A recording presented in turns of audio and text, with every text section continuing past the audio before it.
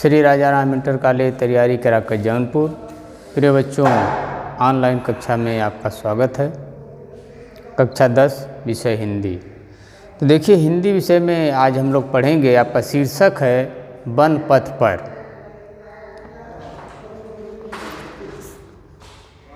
One पथ में देखिए पहला पद्य है आपका, पुरते निकसी रघुवीर वधु धरि धीर दये मग में डग द्वय झलकी भरी बहार कनी जल की पुट सूखी गए मधुराधर वय फिर बूझत हैं चरणों अब केतिक पर्ण कुटी करिहों खित होय तिय की लखिया तुरता पिय की अखिया अति चारु चली जल चुय। ठीक है, यही पद्य है आपका।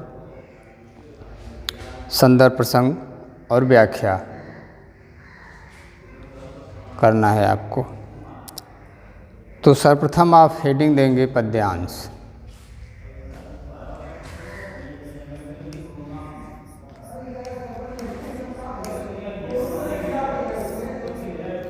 पद्यांश में शुरू का 2 शब्द लिखेंगे, डैश डैश करके अंत का। पुरते,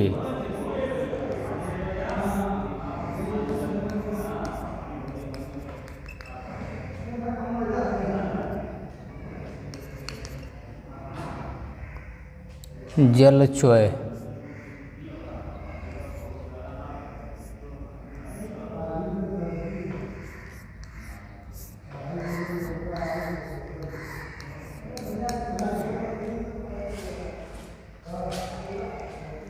इसके बाद हेडिंग देंगे संदर्भ।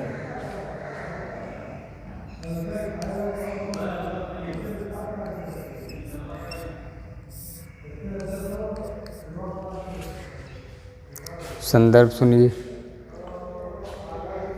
प्रस्तुत पद्य हमारी पाठ्य पुस्तक हिंदी काव्यखंड के वन पथ पर नामक शीर्षक से लिया गया है। इसके रचयिता गोस्वामी तुलसीदास जी हैं। संदर्भ एक बार फिर सुनिए। प्रस्तुत पद्य हमारी पाठ्य पुस्तक हिंदी काव्यखंड के वन पथ पर नामक शीर्षक से लिया गया है। इसके रचयिता गोस्वामी तुलसीदास जी हैं। फिर हेडिंग देंगे प्रसंग।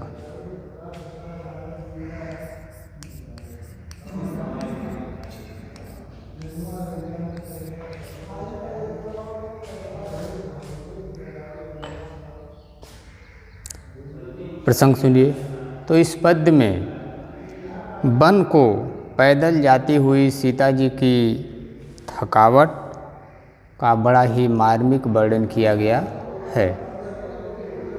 प्रसंग में आप लिखेंगे कि इस पद्य में वन के रास्ते जाती हुई या वन को जाती हुई सीता जी की थकावट का बड़ा ही मार्मिक वर्णन किया गया है। प्रसंग के बाद हेडिंग देंगे व्याख्या।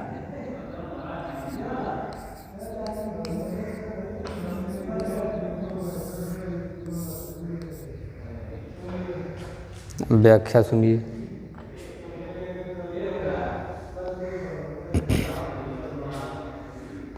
पुरते निकसी रघुवीर वधु धर धीर दये मग में डग द्वय। कवि कह रहा है कि राम, लक्ष्मण और सीता जी बड़े ही धैर्य के साथ अयोध्या से निकलकर थोड़ी ही दूर चले हैं, तब तक सीता जी के माथे पर पसीने की बूंदें झलकने लगी तथा उनके कोमल ओठ प्यास के मारे सूख गए। फिर बूझती हैं चलनो अब केतिक पर नकुटी करिहों की। तब वे व्याकुल होकर के श्री राम से पूछ रही हैं कि हे स्वामी, अभी हमें कितनी दूर तक चलना है? आप अपने रहने के लिए पत्तों की कुटिया कहाँ बनाएंगे? तिय की लखिया तुरता पिय की अखिया अति चारु चली जल चोय। अंतर्यामी श्री राम जान गए कि महलों में रहने वाली सीता जी वन के रास्ते पैदल चलने में थक गई, इसलिए आराम चाहती हैं। तो त्यकी लखिया तुरता पेकी अखिया चली चाल चोय। ये पत्नी की व्याकुलता को देख करके अंतर्यामी श्री राम समझ गए कि महलों में रहने वाली सीता जी वन के रास्ते पैदल चलने में थक गई हैं, जिससे उनकी आँखें प्रेम के आंसुओं से भर गई। फिर ध्यान से सुनिए व्याख्या। कवि कह रहा है कि श्री राम, लक्ष्मण और जानकी जी अर्थात सीता जी बड़े ही धैर्य के साथ अयोध्या से निकल करके थोड़ी ही दूर चली हैं, तब तक थक गई।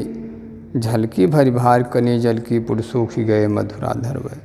उनके माथे पर पसीने की बूंदें आ गई या पसीने की बूंदें झलकने लगी तथा उनके कोमल ओठ प्यास के मारे सूख गए।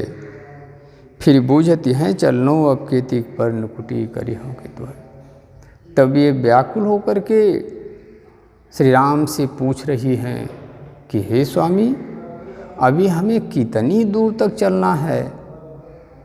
आप अपने रहने के लिए निवास स्थान अर्थात पत्तों की कुटिया कहाँ बनाएंगे? त्यकी लखिया तुरता पेकी अखिया चार चली जल चोय।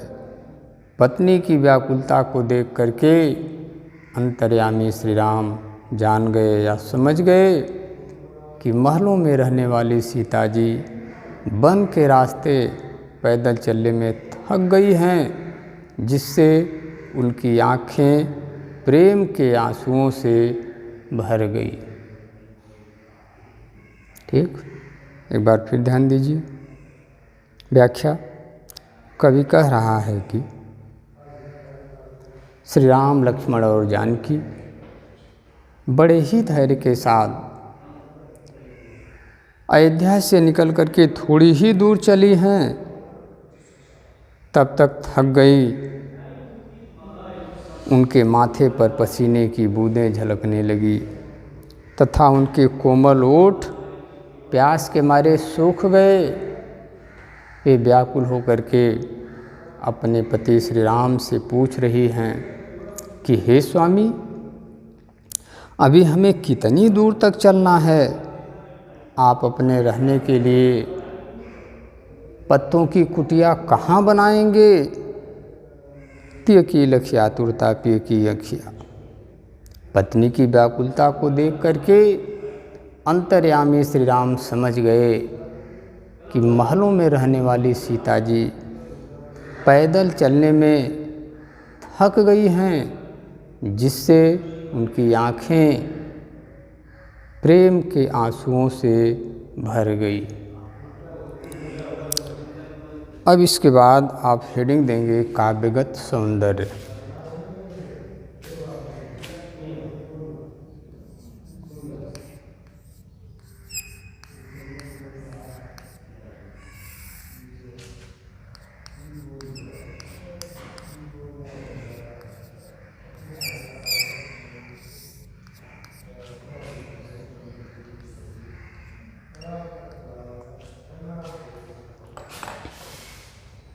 काव्यगत सौंदर्य में आप लिखेंगे नंबर 1 में कि इस पद्य में सीता जी की सुकुमारता का बड़ा ही सुंदर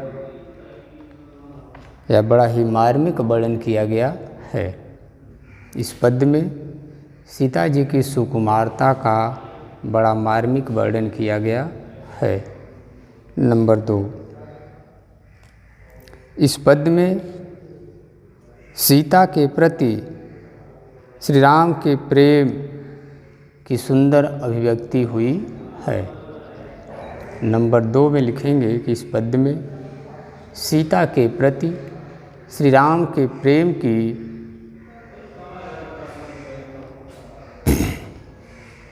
सुंदर अभिव्यक्ति हुई है। नंबर 3, इस पद्य की भाषा सरस, मधुर तथा ब्रज है। नंबर 3 में आप लिखेंगे कि इस पद्य की भाषा सरस, मधुर तथा ब्रज है। नंबर 4, इस पद्य में सवैया छंद है। गोस्वामी तुलसीदास जी सवैया छंद में यह पद्य लिखे हैं। और नंबर 5, इस पद्य में श्रृंगार रस है। नंबर 6, इस पद्य में केतिक पर्णकुटी करिहों की त्वय में अनुप्रास अलंकार है। काव्य का सौंदर्य को एक बार फिर से ध्यान से सुनिए।